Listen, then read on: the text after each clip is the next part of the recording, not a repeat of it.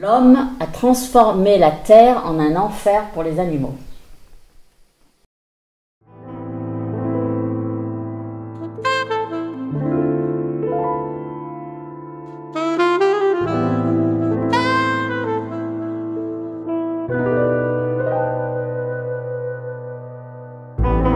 Noir dans l'arbre champ, je veux faire le tour de la terre. Si tout va mal, je porte mes couches, je fais mes affaires.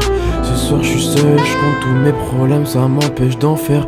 Yeux mouillés, sang sur le sol, c'est donc ça qu'on appelle l'enfer. Ce soir je suis seul, je suis une grasse statique. Sur la prod pendant 4-4 c'est céleste, y'a rien de magique. Va se booster dans le 4 matic. Gros tadzik, mais même à 4 on est grâce ta team. Quand je rappe c'est tout fantastique. Sur l'alliance mais les élastiques. Ce soir je suis seul, je suis une grâce statique. Le soir tu fais fantastique, y'a rien de fantastique. Chinal du plastique, gros stick sur stick.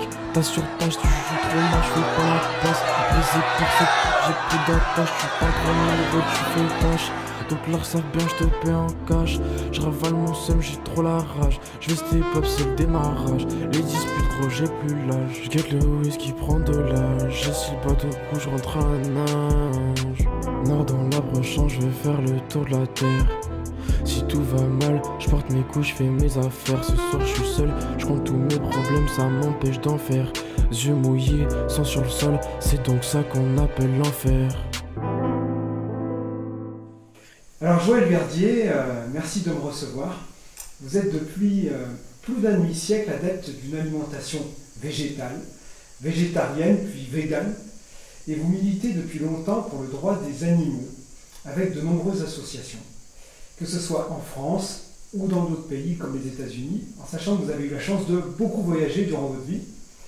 Vous n'avez pas ménagé vos efforts pour faire évoluer les mœurs en faveur de la cause animale, que ce soit en demandant la fermeture des abattoirs, l'arrêt de la vivisection, l'abolition de la corrida, en faisant de l'organisation de happenings à l'américaine votre marque de fabrique. Est-ce que vous êtes d'accord avec cette introduction? C'est tout à fait juste, en effet. C'est depuis l'âge de 18 ans, et j'en ai 72, donc ça fait très longtemps. Et dans divers pays, parce que j'ai en effet beaucoup voyagé dans ma vie. Alors, quelle est l'origine de votre engagement pour les animaux? La première chose, ça a été simplement d'avoir rencontré, à l'époque naturellement des hippies, hein, quand j'avais 18 ans c'était l'époque hippie, et j'ai eu l'occasion de rencontrer un Américain justement, en France, qui me parle de Ahimsa, la non-violence, et qui me dit que tuer les animaux c'est de la violence, et qu'il faut être non-violent, et que donc ne pas manger les animaux. Ah ben, j'y avais jamais pensé.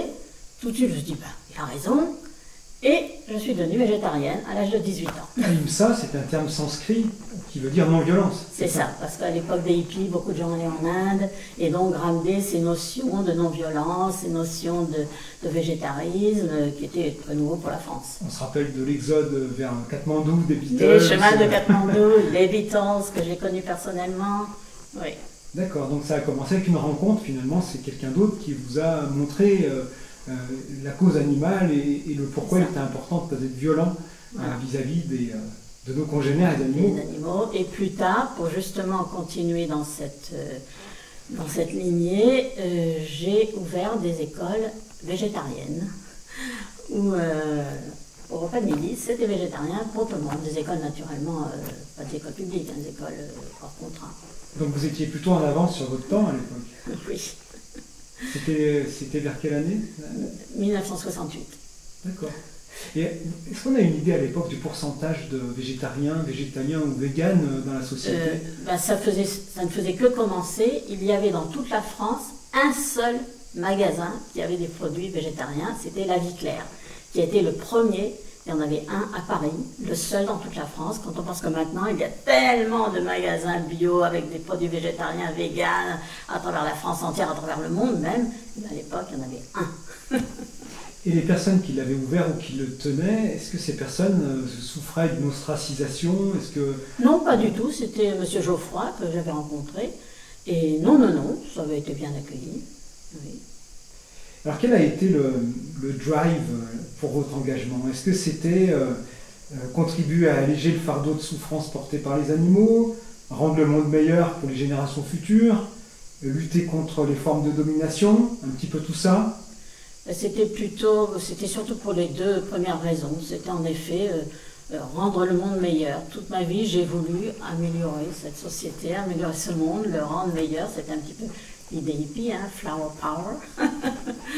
et donc, j'ai trouvé cette façon-là, en devenant végétarienne, après en enseignant le végétarisme, ensuite en me lançant dans la défense des droits des animaux, que en aidant les animaux, en essayant d'arrêter la souffrance des animaux, on aidait aussi les humains à devenir meilleurs. Ça, on y reviendra.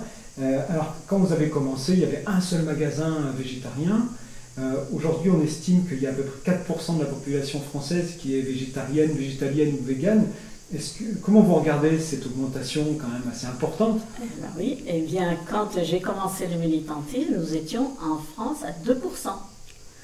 Et on est monté maintenant, on est monté à 5% quand on compte végétarien, vegan, et un peu plus quand on compte les flexitariens, parce que maintenant on a aussi des flexitariens qu'on n'avait pas à l'époque. Donc moi je considère que c'est grâce justement à notre militantisme dans le monde entier, pas seulement nous en France, mais parce que plus une ville a eu de militantisme, plus un pays a de militantisme, plus il y a de végétariens et de véganes. Donc ça veut bien dire que ce que nous faisons n'est pas en vain. Bonjour, je suis Edine Aristegui, donc je suis militant antispéciste depuis de nombreuses années. J'ai commencé avec le droit des animaux sud, à militer sur Montpellier avec Joël Verdier, qui était une figure du mouvement animaliste à Montpellier qui a initié ce mouvement-là. Et moi c'est ça mon espoir, c'est que je vois que la société évolue et qu'elle évolue quand même relativement vite, je trouve. Et c'est ça, je pense qu'elle va continuer d'évoluer. Mais malheureusement, je ne pense pas que de mon vivant, je vais voir la fin de l'exploitation animale, mais la société évolue dans le bon sens, je pense, et il faut continuer. En tout cas, il faut que chacun, à sa manière, puisse continuer à se mobiliser pour faire changer les choses. Ah, j'imagine que malgré ces chiffres encourageants, il reste des défis à relever. Ah oui. Et on y viendra à la fin de notre entretien, mais juste pour une sorte de mise en bouche, quels sont les chantiers qui vous paraissent les plus importants? Alors, on travaille sur plusieurs niveaux. Alors, le premier niveau, c'est individuel, c'est-à-dire convaincre les gens individuellement. C'est pour ça qu'on fait ces stands d'information dans la rue, on leur montre des photos, on leur montre des pancartes, on leur montre des vidéos, on leur donne des brochures, des tracts, pour essayer de les informer, parce que beaucoup de gens, ils sont juste pas au courant. Donc, c'est convaincre les gens individuellement de arrêter de faire souffrir les animaux. Donc première chose, c'est d'arrêter de les manger. Puis, naturellement, il y a la question des cirques, de la corrida, de l'expérimentation. Mais bon, là où il y a le plus d'animaux tués, c'est dans les élevages. Donc le premier, c'est individuel. Après, le deuxième, c'est à travers les entreprises. C'est arriver à convaincre petit à petit les entreprises de ne plus vendre de choses qui ont à l'origine une souffrance animale terrible. Par exemple, on a fait pendant longtemps à Montpellier des manifestations, enfin dans toute la France même, mais moi je les organise à Montpellier, des manifestations devant les magasins Koukaï, parce qu'ils vendaient de la fourrure. Et bon, on les a convaincus. Dans la France entière, maintenant, les magasins Koukaï arrêtent de vendre de la fourrure. Donc c'est les entreprises. C'est que c'est pas seulement l'industrie agroalimentaire, mais c'est aussi les sociétés qui vendent, en fait, qui commercialisent des produits issus de l'exploitation animale. Toutes les industries. Alors, il va y avoir la fourrure, il va y avoir justement l'expérimentation animale. Il y a plein de magasins maintenant, surtout dans les magasins bio, qui vont vendre des produits cosmétiques qui ne sont pas testés sur les animaux. Vous voyez, ça c'est grâce à notre travail de militantisme qu'on en est arrivé là. Donc c'est les entreprises de cette façon. Il y a des cirques, comme par exemple André-Joseph Bouglione, de la famille Bouglione, qui ont tous ces cirques à travers la France, et lui a décidé qu'il ne voulait plus maintenant utiliser d'animaux sauvages. Donc ça c'est aussi grâce à ce militantisme, donc c'est une entreprise également. Et donc il y a toutes sortes d'entreprises où il faut arriver petit à petit à les convaincre. Ensuite, l'autre c'est au niveau politique. Il faut arriver à convaincre les politiques de changer les lois. Donc on y arrive également, petit à petit, puisque même on a un parti politique animaliste maintenant, il y en a plusieurs dans le monde. Donc ça se fait sur tous ces différents niveaux, et il faut inclure aussi le côté médiatique. Parce que lorsque moi en tout cas j'ai commencé le militantisme en France, Les journaux se fichaient totalement de tout ce que ça pouvait nous concerner. Et s'il y avait quelque chose sur la cause animale, c'était 2 lignes où on se moquait de nous. Alors que maintenant, il y a des couvertures, des premières pages. Des premières pages de magazines, comme je vous avais montré dans Libération. Il y a eu des pages de couverture avec des articles qui des fois font plusieurs pages. Il y a eu, on a eu 60 millions de consommateurs également qui en a fait. Il y a eu Science et Vie qui en a fait. Et il y a eu également, alors ça c'était formidable, des grands magazines extrêmement connus qui ont fait des hors-séries de 90 à 140 pages. Énorme, donc ils ont pu aller dans le détail. Voilà, c'était le Canard enchaîné, c'était l'Obs, c'était Le Point, où tout ne parlait que de la cause animale et en positif. Donc ça, c'est l'autre chose, c'est travailler sur les médias également, parce que c'est comme ça, hein, à travers les journalistes, les télévisions, les journaux, qu'on peut faire avancer la cause. Alors ça me rappelle un petit peu ce que vous décrivez, ce commencement avec un petit peu ces sociétés cosmétiques qui commercialisaient des produits qui étaient issus de tests sur les animaux, oui. Et en même temps cette notion qu'il faut s'en référer aux médias pour disséminer un petit peu la pensée autour de la cause, oui. En étant impactant. Oui. Ça me rappelle un petit peu l'histoire d'Henri Spira, oui. Qui a inspiré Peter Singer, qui a écrit La libération animale, ce livre qui est un petit peu le livre de chevet de tout militant animaliste. Le 2e livre que j'ai lu sur la cause animale et qui m'a totalement inspiré à devenir militant. Celui que j'ai lu récemment et que j'ai découvert, qui en est un autre écrit par Peter Singer, La théorie du tube de dentifrice. Dans ce livre, Peter Singer raconte, donc c'est une biographie, il raconte l'histoire d'Henri Spira, qui est un militant, qui a été le premier sans doute à utiliser les canaux médiatiques. Il achetait des premières pages dans des journaux américains pour publier des photographies de lapins qui avaient les yeux rendus malades par des tests d'industrie cosmétique. On pense à Revlon. Voilà. Est-ce que ça a été une source d'inspiration pour vous, Henri Spira? Absolument, Henri Spira, absolument, parce que au tout début du mouvement animaliste en France, l'association L214 avait créé une petite brochure qui s'appelait Les cahiers antispécistes. Et moi, naturellement, dès que j'ai entendu parler de ces livres, ces brochures, j'ai commencé à les lire. Et il y avait justement Henri Spira qui expliquait dans tous les détails les méthodes où petit à petit, on allait pouvoir faire avancer la cause animale. Et la L214, naturellement, était entièrement d'accord avec ce que disait Henri Spira. Et moi, je l'étais également, parce qu'il y a toutes sortes de différentes façons de faire avancer la cause. Et certaines ne veulent que quelques-unes de ces méthodes, d'autres les veulent toutes. Mais Henri Spira m'a beaucoup inspiré. Oui. Alors, certains détracteurs du mouvement antispéciste pensent que si le public perçoit négativement la maltraitance animale, en particulier l'élevage industriel, c'est parce que des humains s'imaginent inconsciemment à la place des animaux, ce qui serait selon eux, selon ces détracteurs, une erreur. Alors que leur répondez-vous?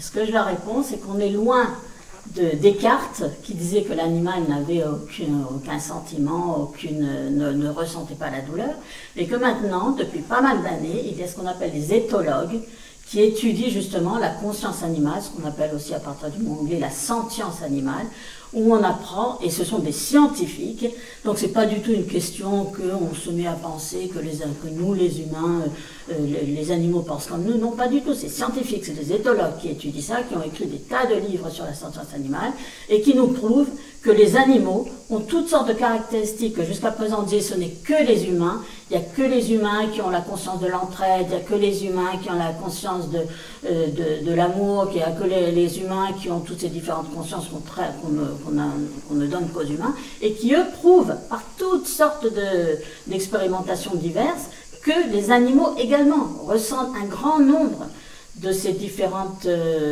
capacités de l'humain. Donc c'est pas du tout une question de simplement penser « oh, l'animal pense comme nous ». Non. Oui, je m'appelle Anne Lantéry et je suis montpelliéraine depuis 1 an et demi et j'ai lancé en arrivant ici cette association, l'antenne de cette association. Vous dateriez à quand l'émergence de la conscience? Aux poissons, avant les poissons, aux métazoaires, aux animaux en général, aux eucaryotes? Comment ça se passe? Alors personnellement, je me base sur la capacité au niveau de ce qu'on connaît scientifiquement de la souffrance, donc c'est à partir du système nerveux. Donc tous les mammifères en système nerveux, tous les animaux en fait. Si on parle d'êtres vivants, c'est plus complexe, c'est-à-dire que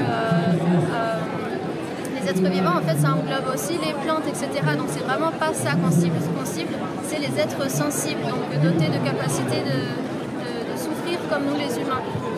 Où est la limite? Par exemple, un mollusque, c'est un système ganglionnaire. Ça n'a pas de système nerveux, c'est-à-dire nous, ce qu'on connaît comme douleur, c'est un système nerveux. Le système ganglionnaire, ça veut dire qu'il peut potentiellement ressentir une sorte de souffrance, mais qui n'est pas connue de l'être humain, qu'on ne peut pas comprendre. Donc après, on applique un système de précaution. Par exemple, personnellement, mais ça c'est mon choix, je ne mange pas de mollusques parce que potentiellement ça ne m'apporte rien. Je peux trouver tout ce dont j'ai besoin dans le végétal et il est possible qu'ils ressentent également quelque chose. Mais ce qui est sûr et ce qui est non négociable, c'est tous les êtres sensibles dotés d'un système nerveux, donc tous les animaux. Ce n'est pas, ça c'était encore l'idée de Descartes, on n'en est plus à Descartes. Maintenant, Descartes qui pensait que l'animal ne ressentait rien, ni psychologiquement, ni physiquement. Les animaux étaient des machines, des robots. L'animal machine, ça fait très longtemps qu'on a dépassé ça, et il y a toutes les preuves, il y a beaucoup de livres qui sont étudiés sur ce sujet, donc ceux qui nous disent, qui nous donnent cet argument, on peut leur prouver le contraire avec énormément d'études. Alors pour embrayer un petit peu sur ces notions, les véganes réfutent le fait que consommer des plantes soit moralement condamnable, alors que les animaux devraient échapper à toute forme de prédation.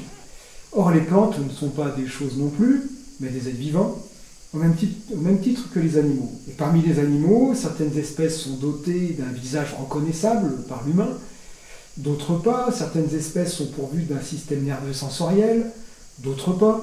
Certaines spiritualités reconnaissent une âme aux animaux et d'autres pas. Alors, où fixer le seuil de la prédation acceptable? Ce seuil, est-ce qu'il ne serait pas mouvant selon les époques et les lieux? Et les lieux, en effet.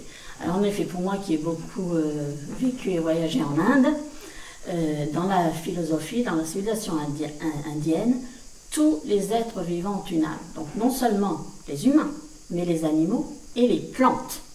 Donc il est reconnu que même les plantes ont en effet une âme et même les plantes ont une conscience. Et à nouveau, les scientifiques ont pu prouver que par exemple, l'acacia, quand il a commencé à être trop mangé par toutes sortes d'animaux, il s'est mis à avoir des épines, alors qu'avant il n'en avait pas. Il s'est mis à avoir des épines pour se défendre contre ces animaux qui allaient faire disparaître leur espèce parce qu'ils les mangeaient trop. Il y a certains autres arbres qui, dans des circonstances, quand les circonstances autour d'eux ont changé, ils se sont mis à dégager une certaine odeur qui a repoussé leurs prédateurs. Donc les animaux, les plantes également, ont une sorte de conscience, c'est simplement un niveau de degré. Voilà. L'humain, il a le degré le plus élevé, après il y a l'animal et après il y a la plante. Mais tous, donc il faut tous les respecter. Mais ce que les gens croient, c'est que, oui, mais alors donc vous ne respectez pas les plantes, il faut savoir que dans la vie, on est obligé de manger quelque chose. Hein, il n'y a rien à faire. Toute l'idée, c'est de faire le moins de mal possible. Donc, si on va manger une plante, on va faire moins de mal que si on va manger un animal.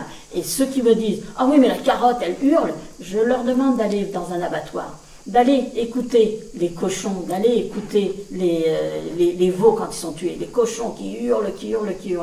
La carotte, je ne l'ai pas encore entendu hurler. Ce que vous nous dites finalement, c'est que le niveau d'expérience subjective de l'animal n'est pas du tout de la même envergure que celle d'une carotte. On est sur des niveaux d'expérience subjective qui sont beaucoup plus importants.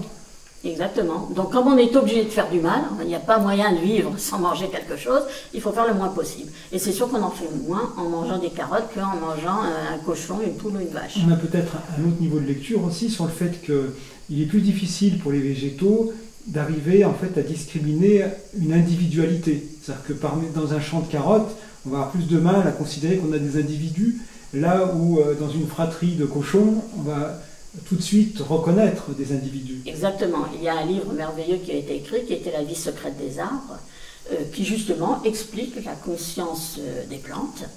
Mais en effet, Beaucoup de gens ne s'en rendent pas compte, hein. On pense toujours on adore les chats, on adore les chiens. La plupart des gens ne savent pas que le cochon a une intelligence supérieure à celle du chien. Quand il y a eu justement des éthologues qui ont fait toutes sortes de différentes expériences, pas des expérimentations cruelles, hein, juste des observations. Des observations, ils se sont rendus compte qu'en faisant faire certains jeux à des chiens et certains jeux avec des cochons, le cochon, il comprenait le système plus vite que le chien. Donc, c'est vrai aussi pour les corbeaux d'ailleurs, oui, paradoxalement chez les oiseaux. Exactement, parce que parmi les 12 animaux les plus intelligents de tous les genres d'animaux qu'il y a, bon, les gens ils vont tout de suite penser le dauphin, ils vont tout de suite penser le singe, ils ne vont pas penser le cochon, ils ne vont pas penser le corbeau. Eh bien si, justement, le rat, ils font partie des 12 animaux les plus intelligents. Alors le militantisme dont font preuve les antispécistes est parfois décrié, avec comme argument que les militants paraissent politisés, rigoristes, moralisateurs, quand ils ne sont pas tout simplement perçus comme des extrémistes, des combattants. A-t-on tort ou raison d'associer antispécisme et radicalité? Et vous considérez-vous, vous, comme radical? Alors moi, je me considère comme antispéciste, oui, abolitionniste, mais je me considère comme tout à la fois. Je me considère welfariste, parce que certaines méthodes qui fonctionneront le plus à certains moments, c'est le welfarisme. Réformiste. Réformiste, oui, pardon, j'ai tout le mot anglais. Réformiste. À certains moments, je suis également abolitionniste, parce que c'est le but à un moment donné du réformisme. Et je me considère également antispéciste, simplement dans le sens que oui, de même qu'on ne doit pas discriminer les hommes, les femmes, les différentes races, et on ne doit pas discriminer entre le spécisme, qui est le fait des espèces, qu'on doit également considérer les animaux et ne pas vouloir leur faire de mal, comme on ne veut pas faire de mal aux humains. Et au niveau des méthodes, donc il y a aussi la méthode qu'on appelle plus radicale, hein, qui est justement, par exemple, boucherie-abolition, mais boucherie-abolition, qui a été très décriée, enfin qu'est-ce que c'était? C'était simplement d'aller mettre du faux sang devant une boucherie. C'est pas extrêmement dangereux de faire ça, hein, c'est pas... je sais qu'on en a beaucoup parlé dans les journaux, c'était terrible ce que faisait Boucherie-Abolition, c'est pas grand chose, hein. Des manifestations avec des pancartes qui disaient non boucherie et qui mettent un peu de faux sang par terre. Bonjour, est-ce que vous pouvez vous présenter? Bonjour, alors je m'appelle Cyril Vossen, je suis le président de l'association montpelliéraine Alliance Éthique. Je suis aussi le représentant de l'association qui est un peu plus connue, qui est L214 à Montpellier et dans tous les rues. Oui, ben, après toutes les formes de militantisme sont intéressantes. Nous on a choisi une voie plutôt légaliste, de sensibilisation pacifique. Je pense que les gens, si on leur explique, ils sont capables de comprendre. Après je pense qu'il y a des gens qui n'ont pas besoin, quand ce forme de militantisme ne marche pas, qui ont besoin d'un petit coup de pied au cul des fois pour réagir. Donc de voir des images plus chocs, plus directes, ça peut les faire réfléchir. En fait, il y a autant de personnes en face de nous que de formes de militantisme, donc je pense qu'elles sont toutes complémentaires. Celle qui a l'air de marcher aujourd'hui, c'est plus des images comme L214. On s'intéresse aussi bien à la politique, à la formation des jeunes dans les écoles, à faire des enquêtes, montrer la réalité sans l'exagérer. Même les autres animalistes ne les exagèrent pas, mais ils sont plus à montrer du sang. Alors que nous, on va plutôt foutre l'image pour ne pas trop choquer. Mais la réalité derrière, elle est la même, c'est la souffrance d'un individu. Il y a peut-être un autre niveau de lecture des actions de boucherie-abolition versus celle d'L214, par exemple. C'est que là où L214 va filmer pour compiler un témoignage audiovisuel, boucherie-abolition va se dire il suffit pas de filmer, il faut aussi libérer, parce que c'est comme si on assiste à un meurtre ou à un viol, il faut pouvoir agir.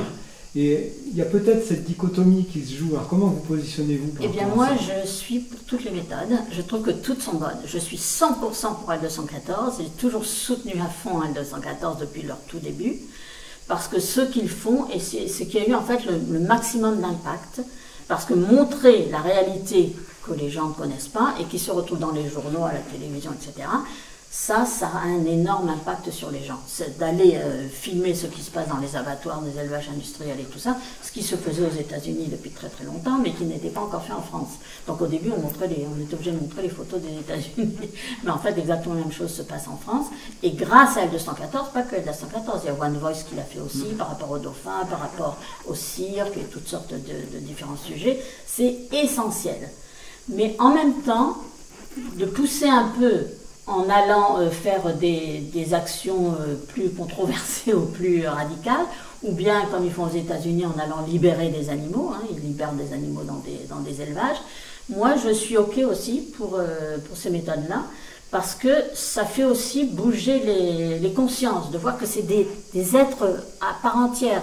C'est chacun individuellement. Même si on a sauvé trois chèvres, eh ben, c'est toujours 3 chèvres qui ne souffriront pas. Donc finalement, vous ne voyez pas une sorte de querelle intestine, mais plutôt du en même temps. Moi, moi je trouve que les différentes méthodes sont bonnes et je suis très très dérangée quand je vois qu'ils se disputent entre eux et qui disent justement beaucoup d'antispécistes et beaucoup de ceux qui font des actions radicales disent « Ah oui, mais ce que fait L214, ça ne sert à rien ». Alors là, je suis complètement pas d'accord avec eux. Ce que fait L214 est essentiel et a en fait beaucoup plus d'impact que le fait d'aller libérer des animaux ou de faire des actions un peu fortes. Donc vous partagez un petit peu le mot d'Henri Spira, je souhaite abolir l'exploitation des animaux autant que les autres, mais je dis faisons ce que nous pouvons aujourd'hui et puis faisons plus encore demain. Voilà, exactement. Vous partagez également le point de vue d'Yves Bonardel, qui indique que témoigner à la façon d'L214 lui paraît absolument essentiel et avoir un impact démesuré par rapport au fait de sauver tel ou tel animal, mais vous rajoutez que c'est bien également de sauver tel ou tel animal. Voilà, exactement. Je connais bien Yves Bonardel, hein, je l'ai rencontré à de nombreuses reprises, c'est formidable ce qu'il fait. Mais aussi je vois un petit peu du fait que je vois un petit peu les États-Unis, vu que j'ai aussi milité aux États-Unis, et du fait que les circonstances sont complètement différentes là-bas, ils sont obligés, eux, de faire plus d'actions choc, d'actions radicales du genre libération d'animaux. Et ils ont quand même obtenu beaucoup de résultats grâce à ces libérations d'animaux. Donc je pense que, même si on le fait très peu en fait, en France, c'est très peu fait, mais ça peut aider aussi à faire bouger les consciences. Est-ce que vous pourriez vous présenter en 2-3 mots ? Je suis Yolande Olivier, j'ai 67 ans, je suis à la retraite depuis quelques années et je suis militante pour défendre les animaux. Donc je suis adhérente et trésorière de l'association Alliance Éthique, association Montpellier-Rennes, et co-référente L214, groupe héros depuis 2017. Et vous pensez en fait que ces causes qui peuvent être louables, elles peuvent légitimer un peu de violence? Ou est-ce qu'il y a des garde-fous? Ou est-ce qu'on ne parvient à déconstruire les conceptions qu'avec les mots? Ou est-ce qu'on peut parfois, parce que je pense à Sea Shepherd par exemple, qui parfois est connu pour des actions un peu partisanes, militantes.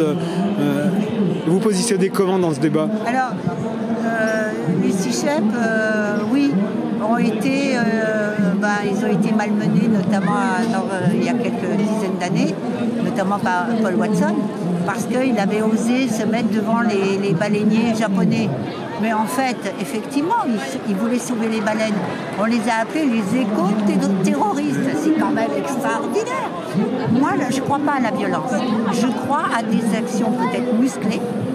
Se mettre devant des camions, empêcher des camions d'embarquer des animaux, empêcher des bateaux d'harponner les baleines.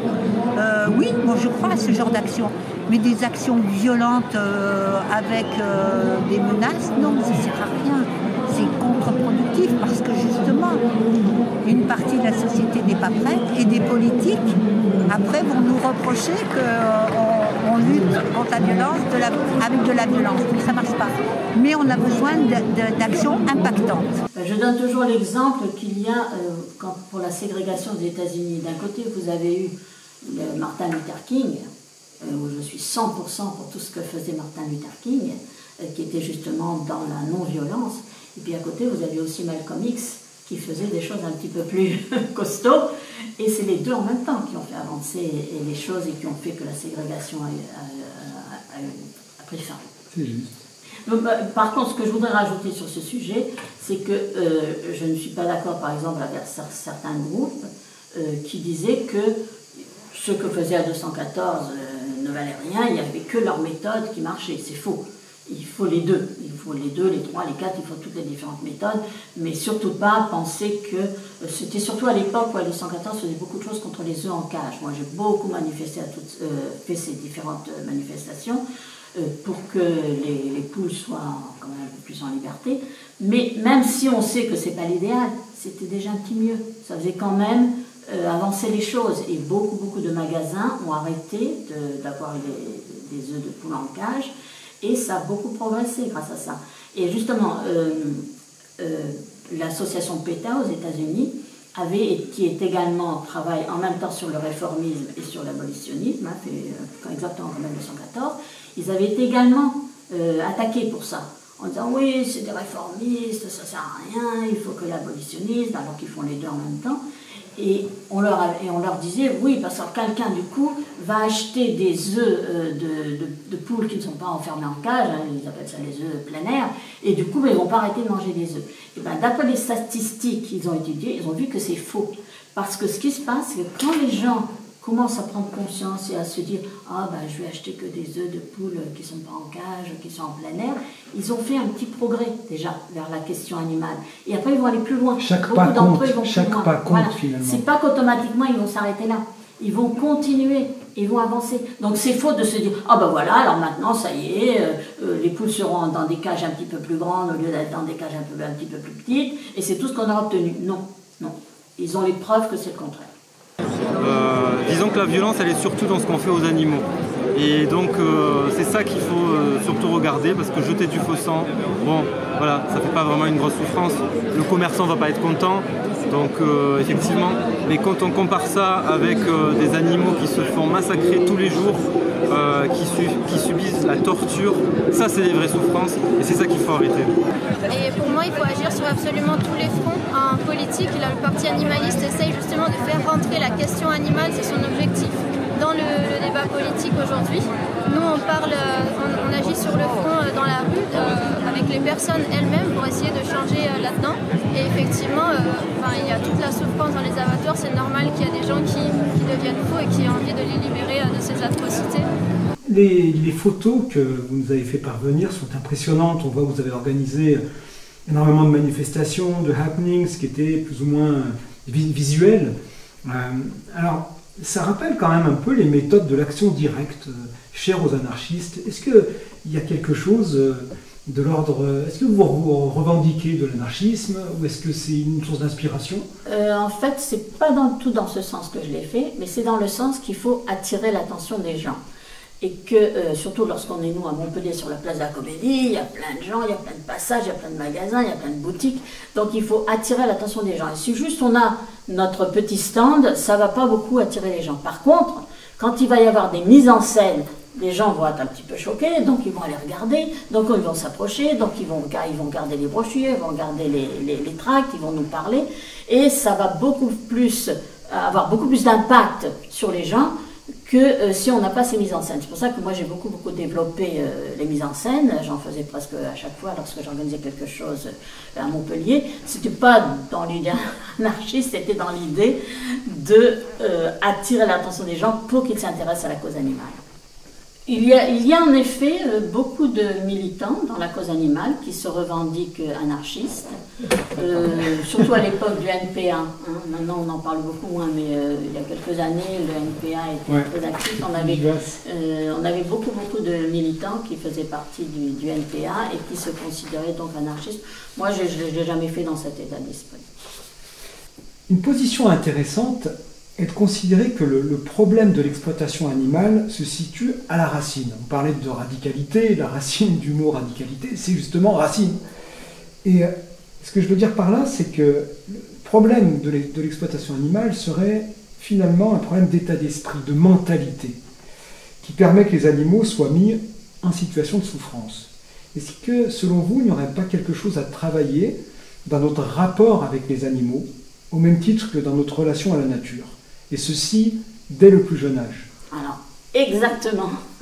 Notre rêve, ce serait justement qu'on puisse, dans les écoles, à l'époque où les enfants justement sont le plus ouverts aux animaux, je vous donne un exemple, que quand j'étais petite, il y avait dans notre jardin des poules, et lorsqu'il y avait eu les petits poussins, notre père avait donné à chacun des enfants, en disant ça c'est ton poussin, c'est ton poussin, c'est ton poussin. Et ben un jour, mon poussin, il est devenu un poulet, et je l'ai retrouvé dans l'assiette. J'ai refusé de manger ce poulet, et après, j'ai toujours, pendant des années, j'ai continué à refuser de manger le poulet. Et vous l'avez vécu comme une trahison? Ah ben, c'était terrible. C'était mon ami qui, tout d'un coup, s'est retrouvé dans mon assiette, que j'ai refusé de le manger, et j'ai compris. Mais j'étais petite, j'avais 5-6 ans à cette époque. Mais j'ai compris pour les poulets, j'ai pas compris pour les autres animaux. C'est seulement plus tard que je me suis rendu compte que oui, ben, il n'y a pas que les poulets, il y a les cochons, il y a les vaches, il y a les moutons, il y a les veaux, il y a toutes sortes d'autres animaux, et c'est exactement la même situation. Donc l'enfant, lui, il réagit très vite à la question animale. Quand on donne toujours l'exemple, on dit si vous donnez une pomme et un lapin à un enfant, eh ben, il va jouer avec le lapin, il va manger la pomme. Hein, il va pas faire l'inverse. Il va pas manger le lapin et jouer avec la pomme. Donc l'enfant, il a cette conscience tout de suite de l'animal, d'aimer les animaux, de vouloir jouer avec les animaux, de vouloir pas faire de mal aux animaux. Donc c'est dès l'enfance qu'il faudrait arriver à leur donner cette conscience. Donc nous, par exemple, on rêverait qu'il soit possible, par exemple, dans les écoles, d'avoir des cours où on parle de la question des animaux, des chats, des chiens, mais aussi des autres, comment dans les cirques, les lions et les éléphants, ils sont malheureux, et commencer petit à petit à amener leur conscience et leur amour des animaux à aller plus loin que juste le chat et le chien. Voilà. On lit parfois que les enfants, entre 6 et 8 ans, spontanément se rendent bien compte qu'il y a quelque chose qui cloche avec le fait de manger les animaux, mais que la pression sociale est si forte que finalement le choix un peu inconscient que font leurs parents et l'entourage au sens large fait que ces enfants finalement renient un petit peu ce caractère spontané de protecteur des animaux qu'ils peuvent avoir. Exactement, il y a eu beaucoup d'exemples, par exemple des enfants qui vivaient dans la campagne où ils voyaient tuer, égorger le cochon, dans l'ancien temps c'était comme ça, et qui étaient totalement choqués de réaliser que cet animal qu'ils voyaient courir, tout d'un coup il était tué et se retrouvait dans l'assiette, et qui refusaient de manger les animaux. Mais les parents les poussaient tellement à dire mais non mais c'est normal, ils ont été créés pour être mangés, ils sont là pour être mangés, que petit à petit, l'enfant qui par sa nature ne voudrait pas faire de mal aux animaux, les tuer et les manger, et ben il se retrouve à faire comme tout le monde. Et comment on peut expliquer le fait que quand un individu sauve un chien à l'arrière d'une voiture, en plein été, lorsque les vitres de la voiture sont fermées, on considère cet individu comme un héros, et qu'à l'inverse, quelqu'un qui libère des animaux dans un élevage, on va le considérer comme un criminel. Est-ce qu'il n'y a pas quelque chose de paradoxal? Exactement. Et ce qui est paradoxal, c'est que pour la majorité des gens, animal, quand ils parlent animal, pour eux, c'est chat et chien. Les autres, c'est pas des animaux, c'est des choses à manger, c'est des choses à porter sur ses chaussures, c'est des choses à porter sur ses habits. Ils n'ont pas cette conscience que l'autre aussi est un animal, parce que dans cette civilisation, c'est complètement normal. Alors qu'un Indien, il y a quand même 700 millions de végétariens en Inde, hein, c'est dans leur culture depuis des milliers d'années, ben pour eux, tout de suite, c'est normal.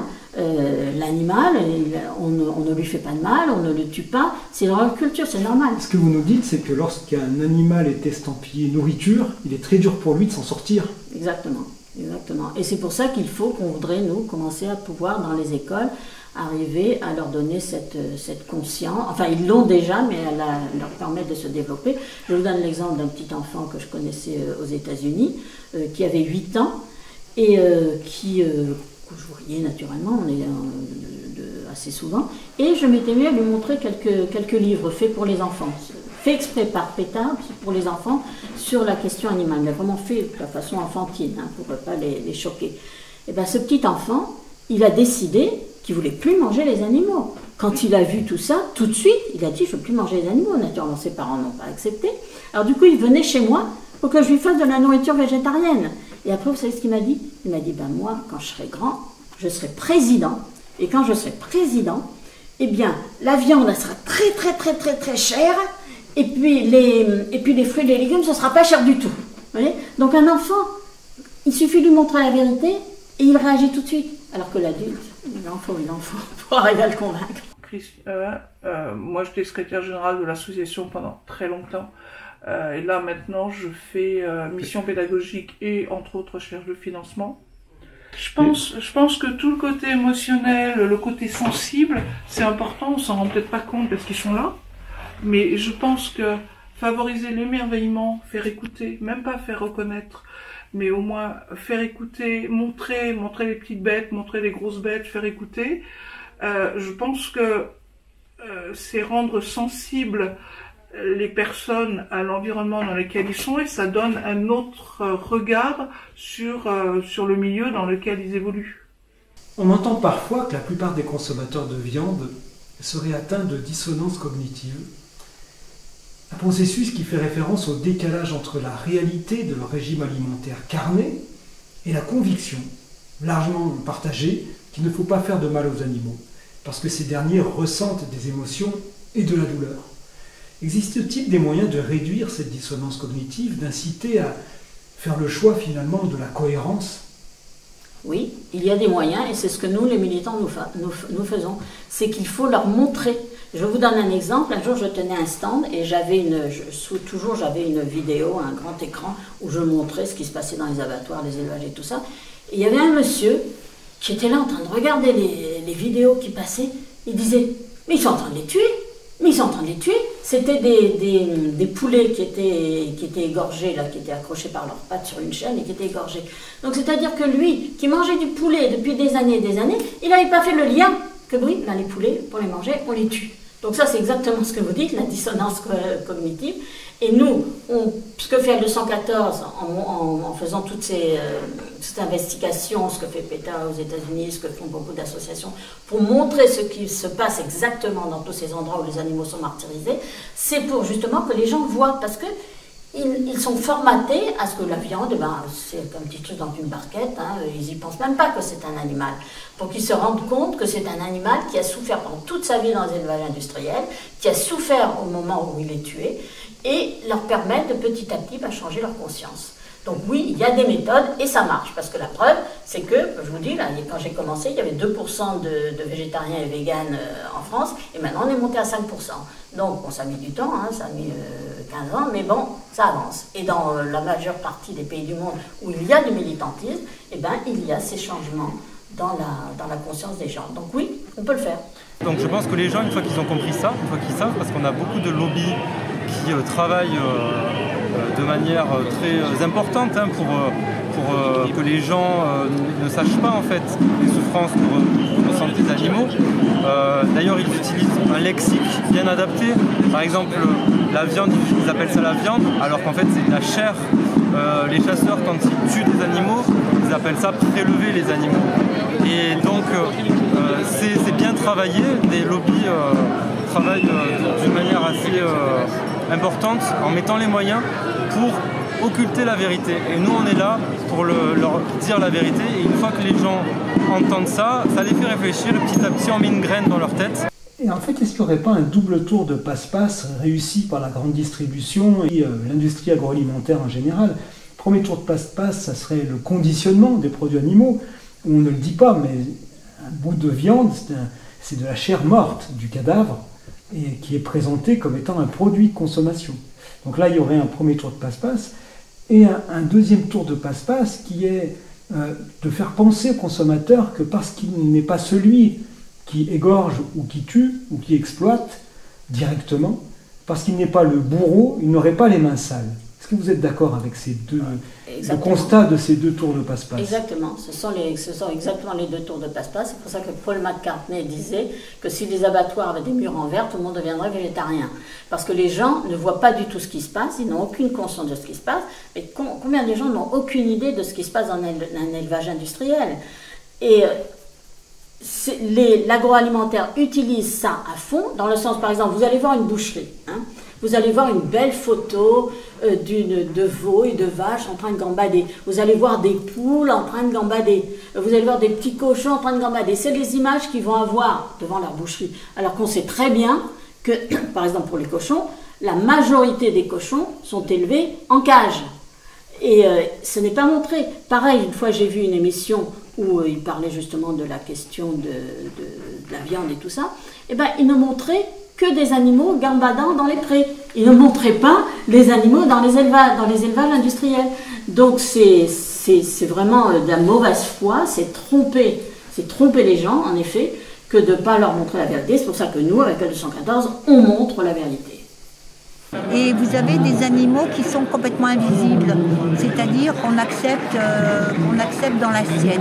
C'est ce qu'on appelle le bétail, ce que défend L214, les cochons, les vaches, les chèvres, les agneaux. Les agneaux. Ouais, faut pas taper le micro. Les agneaux. Les agneaux, nous arrivons bientôt à Pâques. Et manger des agneaux, ça ne choque pas. Alors que quand on les voit arriver devant les abattoirs, comme nous on a vu, ces bêtes-là pleurent comme des bébés. Donc vous avez ces animaux-là dits de bétail, de consommation, comme le poisson. On ne parle pas en individu, on en parle en stock. C'est déjà rien que le mot stock. On parle de produits de la mer. Donc tous ces animaux qu'on invisibilise, nous, on est là pour les montrer. Donc, vous voulez dire qu'on procède à une forme de chosification de ces animaux, c'est la réification, on les considère comme des objets. C'est ça au fond. C'est quand je vous parle de produits de la mer, quand on parle de stock, on est en train de piller les stocks. On ne parle pas en individu, on parle en tonnes. Donc le poisson, c'est vraiment l'animal qui est complètement invisibilisé, mais complètement quoi. Et pourquoi on ne peut pas tuer humainement un animal, pourquoi ça n'existe pas?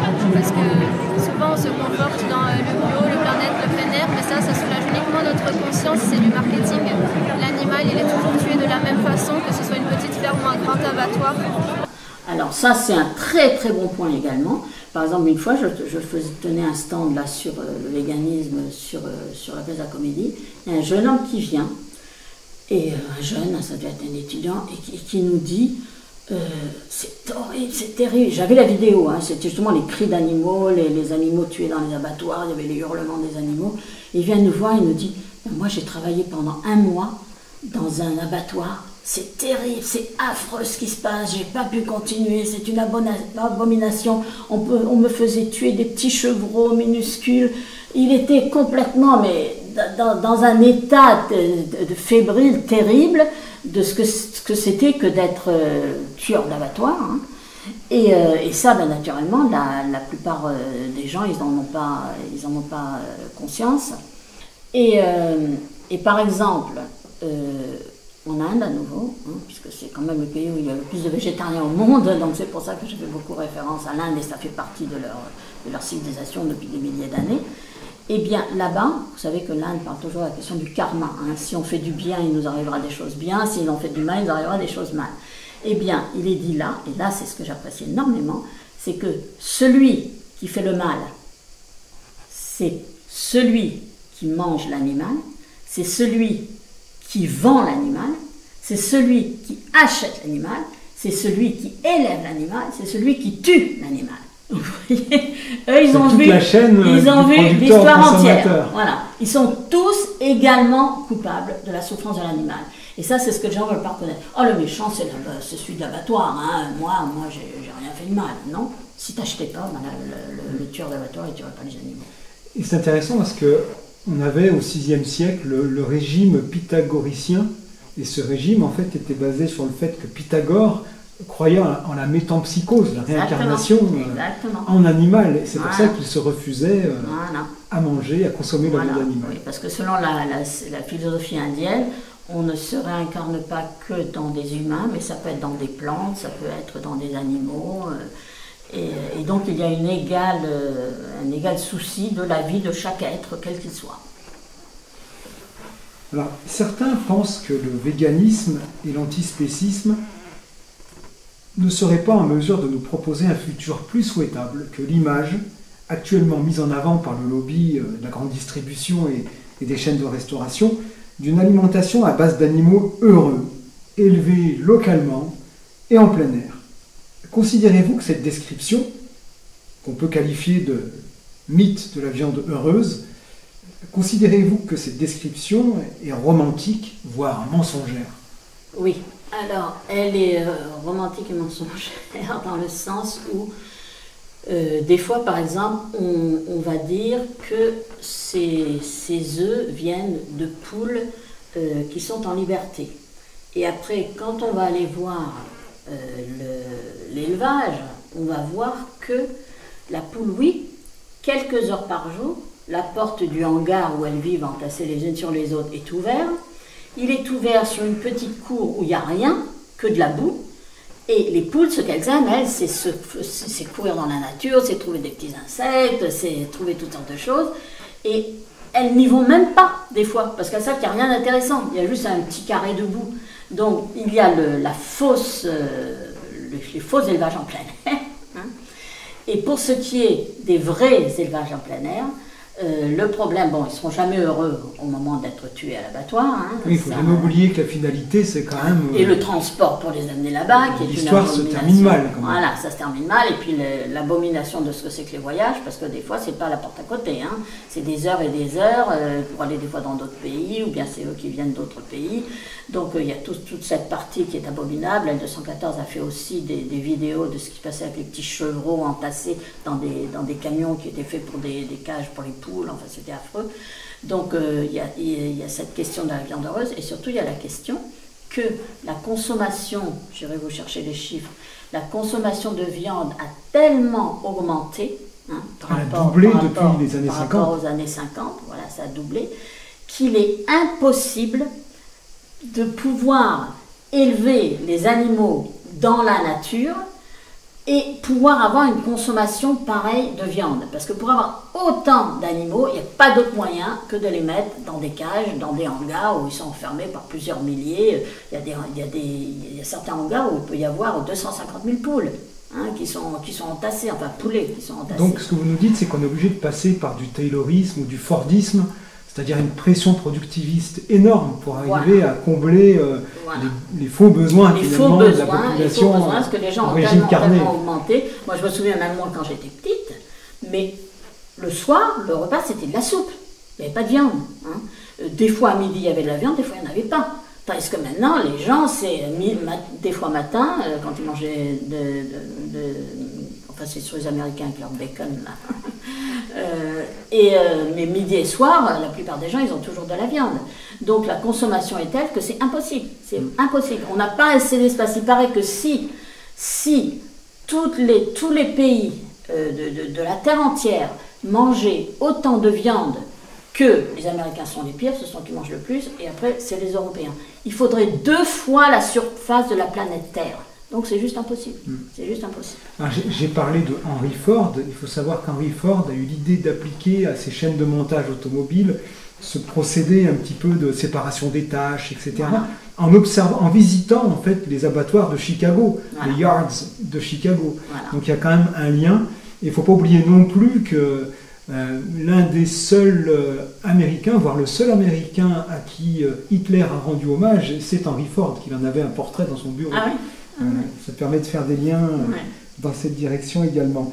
Alors, certains soulignent le fait que tuer un animal pour le manger ne serait pas moralement condamnable à partir du moment où les consommateurs de viande n'exprimeraient ni négation ni haine de l'animal en lui-même, justifiant le fait que l'on ne puisse pas assimiler l'abattage des animaux à un meurtre et leur traitement à la cruauté. Est-ce que vous comprenez cet argument ou pensez-vous que, encore une fois, il s'agit d'une figure de rhétorique visant à se laver l'esprit, la conscience de toute culpabilité? C'est exactement ça, c'est d'une mauvaise foi totale.